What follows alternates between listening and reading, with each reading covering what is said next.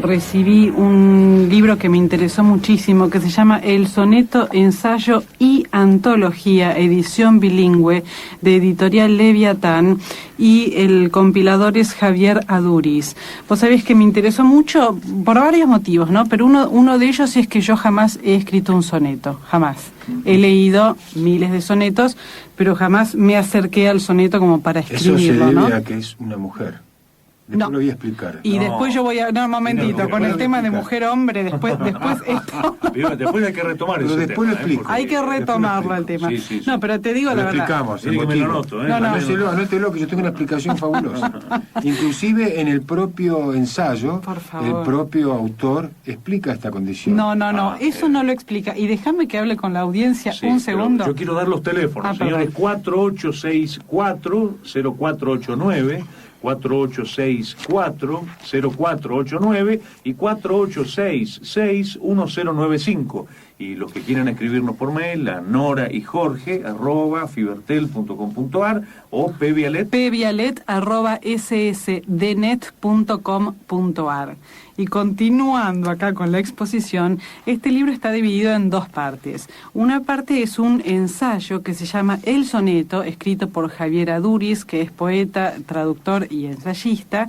Es realmente bellísimo este ensayo. Yo creo que es una clase magistral acerca de lo que es un soneto. Y la segunda parte es una antología de sonetos, por supuesto, de Jacopo de Lentini a Néstor Perlonger. Y también es muy interesante la selección de sonetos que ha hecho Javier Aduriz. Por eso hoy estamos en comunicación con Javier Aduriz. ¿Cómo te va, Javier? ¿Qué tal, Patricia? ¿Cómo te va? Bien, muy bien. Acá has escuchado, ¿no? Que yo nunca... Sí, nunca escribiste. Haces muy bien.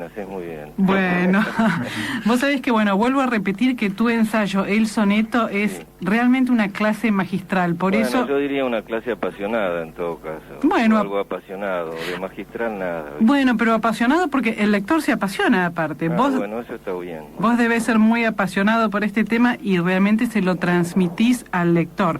A mí me dio curiosidad siempre. Mira, la primera pregunta que te quería hacer es exactamente esto. ¿Por qué se te ocurrió, cómo es que se te ocurrió hacer un libro sobre el soneto?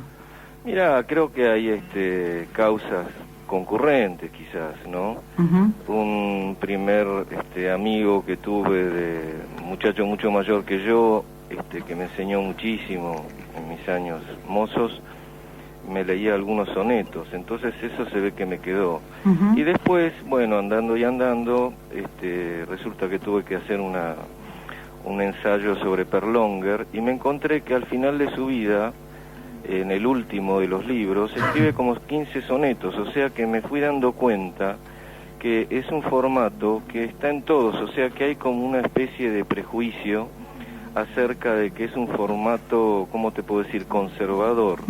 Me parece que no tiene nada que ver con lo conservador, o sea, realmente es una forma que es como una piedra imán. Cuando los poetas se meten ahí, que se metieron muchísimos, muy notables, voy a mencionarte algunos poco convencionales, como Rimbaud, por ejemplo, Hellman, entre nosotros, escribieron sonetos, ¿viste? Y sonetos realmente extraordinarios. Así que, no sé, hay algo mágico ahí, ¿viste? Es como cargarte de cadenas, cargarte de limitaciones, pero que llegado a cierto punto de furor, se ve que estos grandes autores disuelven la forma y hablan con una libertad desusada, o sea, no planteo una oposición entre el verso libre y el verso medido. Estoy diciendo que el soneto, quizás por su formato, guarda una relación con lo que podríamos llamar una suerte de mecanismo esencial de la razón occidental. O sea, desde que el razonamiento está entre nosotros en vulgar, o sea, en lenguajes nuevos, en francés, en español, en lo que hablamos, el soneto da que hablar, o sea, hace hablar. Entonces, es quizás ese el punto, ¿no? Es como no la razón lógica y la razón filosófica, sino la razón poética occidental está ahí. Es como un espejito que refleja en pequeño el devenir en grande del pensamiento occidental, ¿no? Es una sí, maravilla. Vos eso decís en tu ensayo y después lo comparás con el haiku, pero para ir un poquitito más para atrás para la audiencia, me gustaría que expliques muy simplemente, por supuesto, ¿qué es un soneto? Bueno, un soneto es una forma fija y son 2 cuartetos y 2 tercetos en su primera forma, entonces parece una cosa rígida. ¿Dos cuartetos? 2 cuartetos son 2 estrofas de 4 líneas de 11 sílabas y 2 tercetos son 2 estrofas de 3 líneas de 3 versos de 11 sílabas también. Y resulta que eso que a la vista parece obvio y esquemático e inflexible, resulta que está lleno es una selva adentro, es una maravilla. Y digamos, para dar una hipótesis nada más, ¿no? A mí me parece que el formato se alía, el formato vendría a ser como esa especie de utopía mediterránea o latina de volver a Roma, o sea, el formalismo, con un cierto orden ideal. Es un lado patético, en cierta manera, y el lado que lleva a numerosa gente a escribir sonetos que son malos, porque solamente están mirando ese lado. El otro lado sería como su entraña, lo íntimo, es que justamente desde que nace, como nace con los lenguajes en vulgar, o sea, los primeros sonetos son en italiano, no en latín, en el italiano de todos los días, y después, bueno, va a las otras lenguas, al español de todos los días, al inglés de todos los días, es justamente en el vulgar está preñado de germanismo, o sea, de la invasión de los bárbaros, ¿entendés? Entonces, ese lado es muy imaginativo, es como una explosión de imaginación que se sujeta en una forma, pero y tiene 1000 matices, ¿no? Porque después es una maquinita llena de no sé, de mecanismos internos que son minucias para explicar, ¿no? Ahora me entienden, Juano y Jorge, por qué yo decía que era una clase magistral, porque en este ensayo él habla del origen del soneto y menciona Italia, por supuesto, después nos va a explicar exactamente en dónde nace, y pasa por España, por Portugal, por Inglaterra, por Alemania, por Francia, Latinoamérica, Argentina. Llega a la Argentina. Por eso yo decía que es una clase magistral este ensayo sobre el soneto. Acá Juano Villafañe te quiere hacer una pregunta. Javier, ¿cómo estás? ¿Cómo estás? ¿Cómo andas, querido? Mirá, atender esto, teníamos cuando iniciamos esta charla con Patricia una leve discordia, ¿no? A propósito del hecho de que ella no había escrito sonetos, ¿no? Yo quería introducir el tema justamente por ese lugar y pensaba, a ver, esto abriendo el debate en otro lugar, que parece como que el soneto puede ser como la gran prueba de amor para todo poeta, ¿no? Sí, porque es una forma de virtuosismo, o sea, hay un lado bastante negativo del soneto, es cuando se lo toma como virtuosismo. Entonces, en ese sentido se vuelve muy formalista y muy social. Entonces está lleno de señoras gordas que escriben sonetos o de tipos así como... Pero vos sabés que hay una... ¿Señoras gordas o señores gordos? Por favor, aclaremos porque... de señores gordos también, que hacen lavativas. Pero vos sabés que, Javier, a propósito de esta idea de poder escribir desde la métrica, o pensar desde la métrica, o amar desde la métrica, en tanto la métrica como una música, no como una mecánica, ¿no? Porque vos planteás el hecho de la forma, de formas, ¿no? No, pero digamos que la forma también es música, pero también la forma es la idea, porque hay tipos que escriben desde la idea, no sé, por ejemplo, el soneto shakespeariano, viste que él tenía como un modelo de pensar ornado, o sea, pensar decorado. Entonces el tipo metía música y decoración, o sea, las imágenes y todo eso detrás de una idea fuerte. Y es lo que los hace deslumbrantes. No sé, o sea que hay muchas variantes. Pero vos sabés que te voy a contar algo, por ahí lo sabías. Yo tenía un amigo chileno que falleció, Carlos Fernández, un gran bohemio trasandino, ¿no? Amigo de Neruda personal toda la vida. Me decía que ellos se organizaban, los poetas en Chile, para encontrarse la noche del soneto perfecto, ¿no?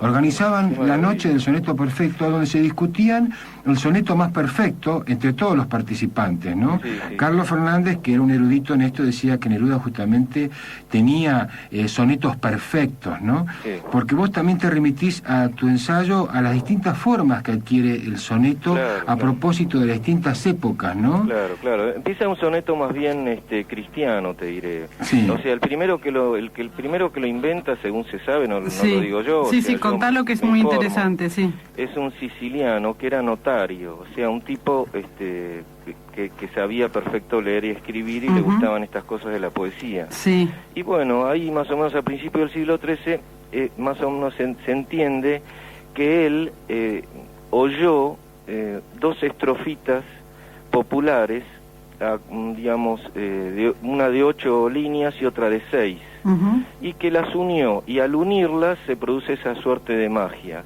Ese formatito de 14 líneas, de una octava y un sexteto, o sea, una estrofa de 8 y una de 6, se va inmediatamente, la toman los universitarios en el centro de Italia. Ujú. Pero ya estos universitarios, como tienen la escolástica encima, tienen todo un pensamiento deleterio, viste, y cristiano.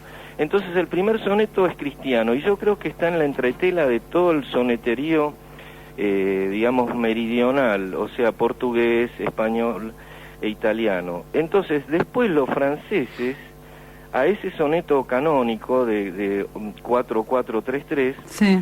le hacen una corrección, como en realidad ellos, viste, tienen un lado protestante fuerte y tienen toda esa discusión. Y la corrección se la hacen en el punto, digamos, central del sistema, que es la novena línea, el primer terceto. Sí. Ahí canónicamente se tiene que poner el tema. Si lo moves, es que porque sos barroco, estás en contra de lo clásico.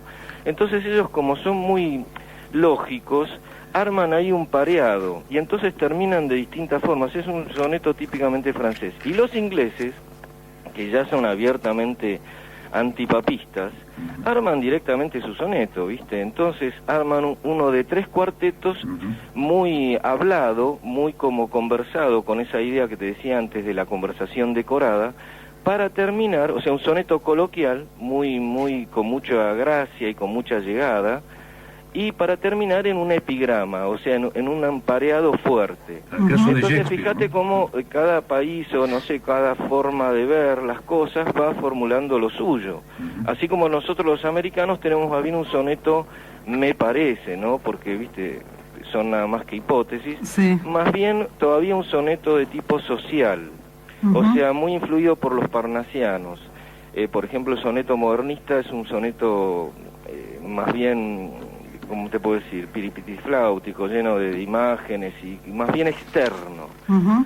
Y ahí está, por ejemplo, entre nosotros Banch, que es uno de los grandes sonetistas. Si vos lo rescatás Sí, sí. especialmente a él, ¿no? Sí, sí. Ahora, en su métrica él tiene cierta irregularidad del soneto, ¿no? Absolutamente, porque el soneto esa es otra cosa, que después cuando los tipos entran muy adentro lo empiezan a romper.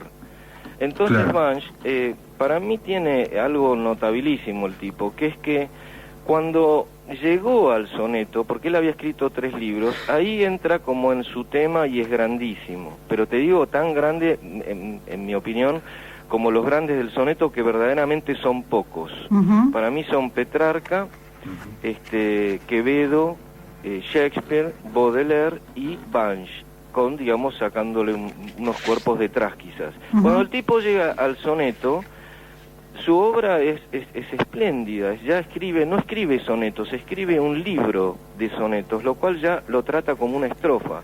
Y con Claro. una libertad increíble, se produce para mí eso que te decía antes de cuando llegas a cierto grado de severidad, o no sé cómo decirte, de amalgamiento con la música, con las rimas y con todo ese chirimbolaje, sos libre, de repente sos libre, sos tan libre como el verso libre.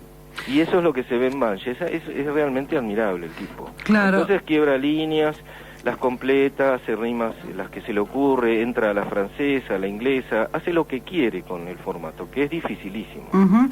Vos ahí en la primera parte de tu ensayo decís, y terminás tu ensayo diciendo que el soneto es una forma de formas, ¿no? Claro. Bueno, decís muchísimas cosas realmente muy interesantes, yo lo recomiendo a la audiencia, repito, Bueno, El muchas soneto, gracias, sí. ensayo y antología de editorial Leviatán de Javier Aduriz. Sí.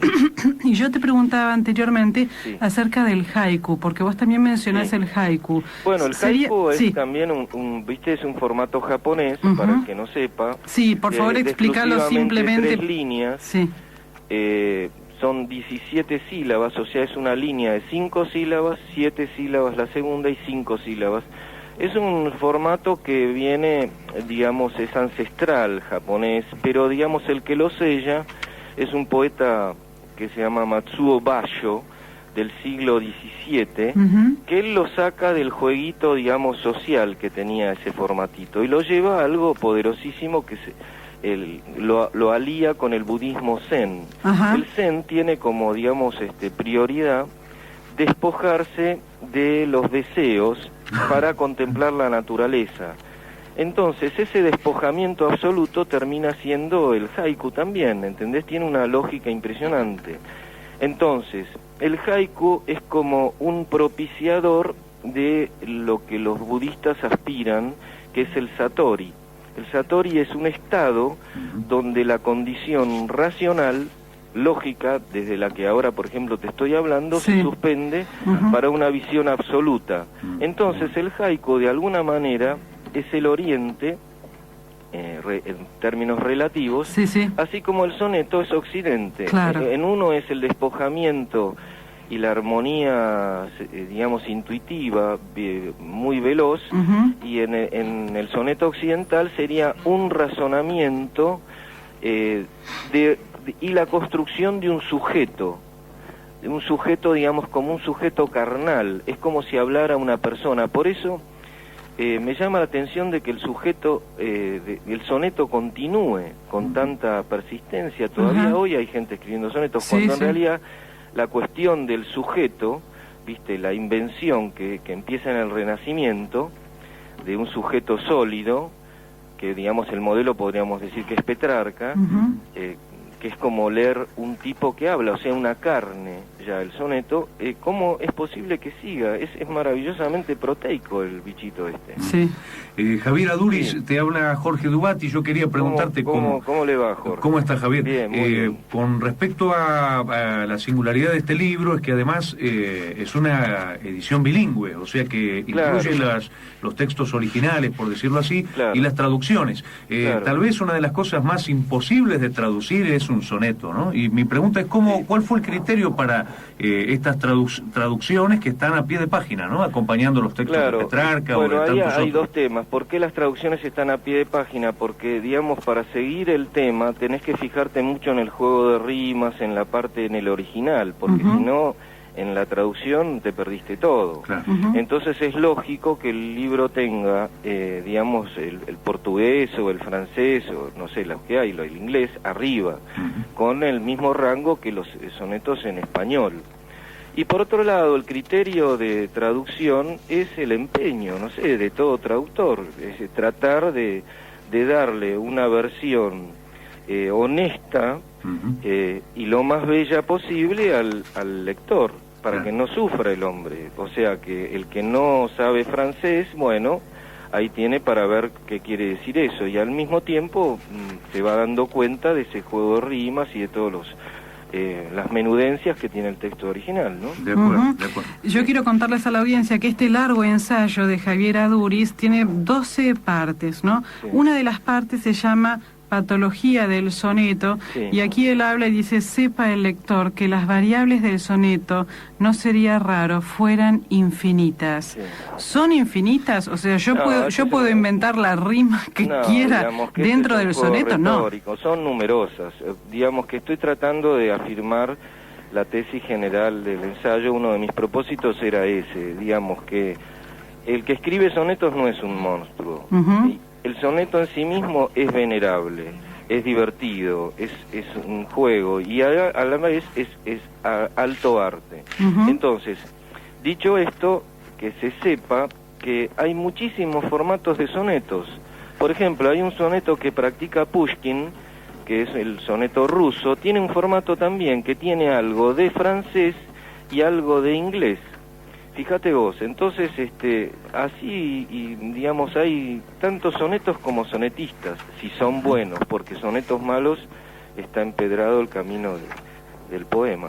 Claro. Otra pregunta que te quería hacer, viendo, bueno, leí por supuesto de pe a pa el libro porque es muy interesante. Sí. Hay muchísimos poetas, como dije anteriormente, de Jacopo da Lentini a Néstor Perlonger, sí.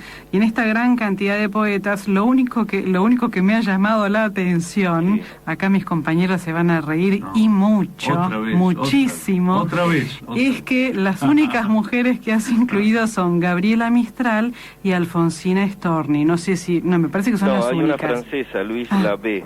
Perdón.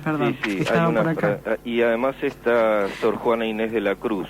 Bueno, entonces necesito anteojos. Lo que pasa que el problema... Sí, tenés razón, son 4. No sé, la pregunta 4, mía, hay más. No, la pregunta mía es la siguiente, realmente te la hago. Sí. ¿Es difícil encontrar mujeres que escriban sonetos?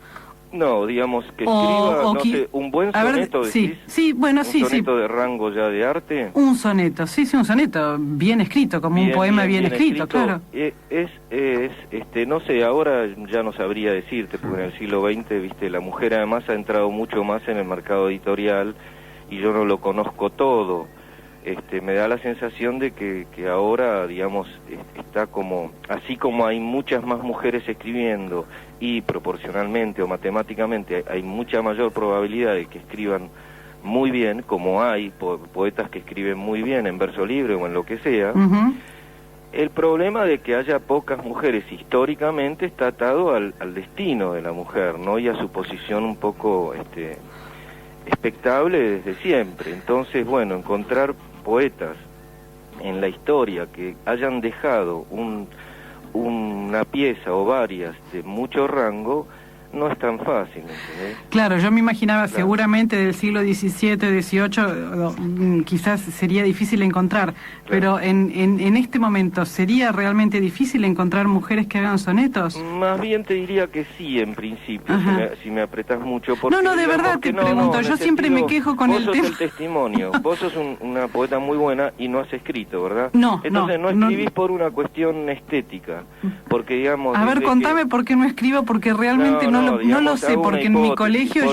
realmente en el colegio me han hecho estudiar sonetos y todo. Pero Javier, fíjate que se introduce este reportaje con ese problema, con ese conflicto, y a propósito de ello, fíjate vos que si el soneto es una prueba de amor hacia la poesía, como una novia constante, correspondida o no correspondida, está en lugar de la mujer quizá hacia ese. Y quizá después de este reportaje, Patricia... ¿Cuál sea el lugar de la mujer? El de recibir la prueba de amor. Va a escribir, Patricia Díaz de Arey va a escribir su primer soneto. Déjame a Javier Aduris, que bastante sabe del tema, que conteste, por favor. Bueno, ¿qué? Dame tu punto de vista, realmente. Sí, creo que, digamos, que ahora que lo repienso un poco, me parece que es raro que las mujeres escriban sonetos, así como los varones, los buenos poetas varones, porque desde las vanguardias para acá está el problema de la ruptura. Entonces, me parece que tenés que tener como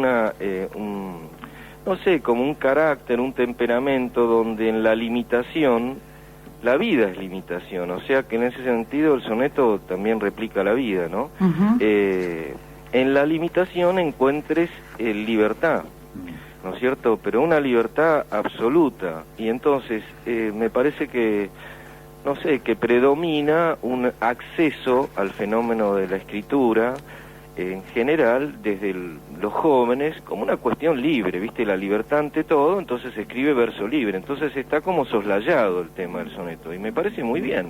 Y además es un momento. Yo estaba pensando, tratando de hacer memoria de las grandes escritoras en poesía, ¿no? Sí. El caso de Olga Orozco, el caso de Alejandra Pizarnik, que yo sepa no lo practicaron. Yo nunca leí. Sí leí de la Santa Fe, de la Santa Fecina, Amelia Biagioni, pero no es la zona más interesante de la producción, para mí por lo menos, ¿no? Sí, yo creo que ellas, por ejemplo, no escribieron. Pizarnik estoy seguro, y de Orozco no sé si al principio, porque ella al principio en los 40 tenía un cierto formalismo. Ahora que ella los haya bendecido y los haya editado Claro. las antologías que hizo, no, ¿viste? Claro, ahora, y la que sí recuerdo como una poeta deslumbrante, Sí. sonetista, es Sí. Delmira Agustini, ¿no? Sí, imagínate. La gran Sí, sí. escritora. Bueno, Sí. se habla de ella en Sí, paralelo sí. con Alfonsina, Claro, y tal con, cual, tal cual. como llama de Gabriela Mistral, Sí, ¿no? Gabriela Mistral. Pero es cierto que no, o pienso en Elizabeth Browning, por ejemplo, en algunos poetas, pero, Sí. pero Bueno, no Elizabeth tanto. Browning, No es por tan ejemplo, común, sí. no la puse porque me parece un poco como ñoña. Ah, en el mirá, sentido, claro. tiene como una cosa blandengue en el fondo. Pero Ñoña. esos son caprichos, ¿viste? Caprichos de antólogo. Siempre uno tiene caprichos. Claro, y Claro, además sí, sí. Me imagino, Javier, Sí. lo que la dificultad que ha sido, por ejemplo, seleccionar Claro. algunos de los sonetos de Petrarca o algunos de los Claro. sonetos de Shakespeare, por Claro, ejemplo, que claro. además se Entonces escribieron tanto, ¿no? se mezclaban criterios. Había que mostrar, no sé, como juegos internos del objeto y que me gustara a mí o que nos gustara Ujú. a Ana y a mí, que me ayudó Claro. mucho en la traducción. Javier, Sí. discúlpame. No, incluso también dejar afuera algunos de esos textos que uno esperaría, Claro, como el famoso de Lope de Vega. Claro, el de Violante, Exacto, imagínate. Pero explica en un soneto cómo se hace un soneto, ¿no? Claro, Ujú. claro. Javier, Sí. otra pregunta que también vuelvo hacia el principio del Sí. reportaje. Vos al principio explicaste qué era un soneto y los cuartetos Sí, y los sí, sí. tercetos y la cantidad de sílabas. Y en tu ensayo vos decís que los cuartetos colocan la dúplice premisa y Claro. que los tercetos al fin suspenden. Y decís suma y contraste son la naturaleza primal de la lírica. Yo Claro. querría que expliques para la audiencia y para nosotros también qué es generalmente, porque sabemos que hay muchas variables, pero qué es generalmente lo que un poeta pone en los cuartetos. No, las y premisas. qué es son lo que las pone en las premisas. Digamos, tercetas. ahí ya estamos hablando en términos de lógica, ¿viste? De filosofía y Sí, lógica. sí. Poner las premisas son como poner el problema. Ujú. Suponete, si la noche es tal, si la noche es tal, entonces vas a llegar inmediatamente, tenés que llegar a la segunda instancia. Ajá. ¿Entendés? Y la segunda instancia se producen los tercetos. La belleza de la cuestión es que parece que van en una dirección y de repente hace un quiebre, y lo hace en la segunda parte. Ujú. Entonces, esas premisas lógicas, que además tienen como un armazón de nexos, si vos te observás, hay un gran juego de nexos. O sea, los mejores sonetistas son como muy hábiles en los nexos lógicos, Ajá. en esos tipos de nexos como si bien, aun cuando, Ajá. ¿entendés? Sí. Entonces, como es una argumentación encendida, una argumentación iluminada, Ujú. una argumentación en lo oscuro, bueno, la lógica de la argumentación te conduce al principio y después te quiero ver, ahí haces el quiebre y variás. Esos son los tercetos. Entonces, en realidad, todo poema es suma y contraste. Después tiene, por supuesto, variantes y cuestiones, pero en realidad, llevado a su última ratio la cuestión, me parece que todo poema es suma. Suponete, si la noche fue, y si la noche, ves, te lleva a un grado como de exaltación, Ajá. repetir y sumar y acumular. Sí, sí. Pero la sorpresa, lo divertido, es de repente empezar a cambiar, y ese cambio es el contraste, Claro. que en definitiva me parece que tiene que ver también con la vida, ¿no? Claro, claro. Sí. Bueno, yo les recomiendo el libro El Soneto, Ensayo y Antología. Es una edición bilingüe de Javier Aduriz. Sí. La ¿Quién lo editorial publicó? es Leviatán. Yo les recomiendo esto a la audiencia, sobre todo a los poetas, porque te digo, yo aprendí muchísimo con este ensayo. Yo sonetos había leído, por supuesto, pero no un estudio tan profundo y tan claro acerca de toda la evolución del soneto, ¿no? Desde el No. comienzo hasta la... ¿No le dio ganas de escribir uno ahora? No. Él ha escrito, yo he leído, tengo un libro tuyo por acá, acá está, La Forma digo Humana. A Patricia Ah, Díaz ¿a mí? Vialet, si le dio No. ganas de... Para sumar a la No, vos sabés estadística y que- resolver Claro, el problema para que de lo vea- femenino. Pero vos sabés que yo escribo desde que tengo, te cuento Javier, 8 años Mirá vos. de vida, desde muy chiquita escribo poemas y nunca escribí algo ni rimado ni nada que se le pareciera, te Que digo. nunca te tiraste un sonetito. No, para nada. Javier, Una prueba de amor. Exactamente, una prueba de amor. Javier Aduriz, para culminar el reportaje, Sí, porque sí. bueno, ya tenemos que ir a una tanda, Bueno, quiero bueno. leer uno de los sonetos que están incluidos en esta ¿Cómo no? antología. ¿Cómo no? Es uno de Enrique Banch, se Bueno. llama La firme juventud del verso mío y dice: La firme juventud del verso mío, como hoy te habla, te hablará mañana. Pasa la bella edad, pero confío a la estrofa tu bella edad lejana. Y cuando la vejez, tranquila y fría, de color virginal te haga una aureola, no sabrá tu vejez mi estrofa sola, y te hablará cual pude hablarte un día. Y cuando pierdas la belleza, aquella adolescente, el verso en que te llamo te seguirá diciendo que eres bella. Cuando seas ceniza, amada mía, mi verso todavía te dirá que te amo. Bueno, muy bueno. ¿No es bellísimo? Sí, ¿No es bueno, bellísimo? muy argentino, aparte. Bellísimo. Hay algo muy argentino. Les vuelvo les repito que este soneto es uno de los que está aquí incluido en el soneto de editorial Leviatán y pertenece al escritor Enrique Bancht. Así que Javier, te agradecemos muchísimo. Muchas gracias, el agradecido soy yo, como suele decir. Bueno, y lo vamos a recomendar recomendar al libro. Bueno, Un abrazo. un abrazo para todos ustedes. Un beso. Gracias, Hasta luego.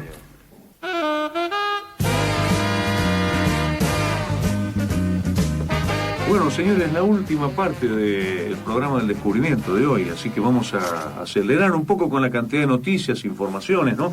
Yo vuelvo a invitar, Tercer Congreso Argentino de Historia del Teatro Universitario.